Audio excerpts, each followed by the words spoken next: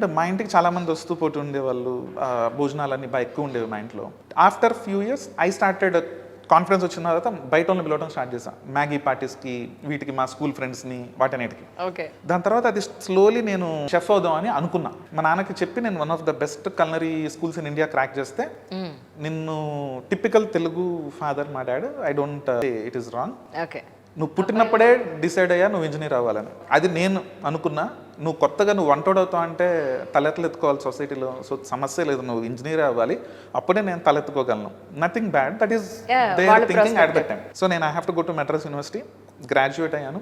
అయిన తర్వాత ఆర్కిల్లో ఒక 10 years వర్క్ చేశాను. బట్ చదువుకుంటున్న రోజుల నుంచి కూడా నాకున్న ఈ ఏదైతే వంట మీద ఇష్టమో, మా రూమ్లో సీనియర్స్, సబ్ జూనియర్స్, మా మిగతా వాళ్ళ ఫ్రెండ్స్ వీళ్ళందరికీ మాకు అదొక hub.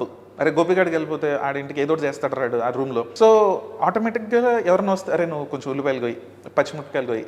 So we use to together cook. So నాకు అది మా రూమ్ ఎప్పుడు కలకలగా భోజనాలతోనే, సాంబారు, కిందోడు పైకి అన్నీ ఎక్కువ, అది ఎక్కువ.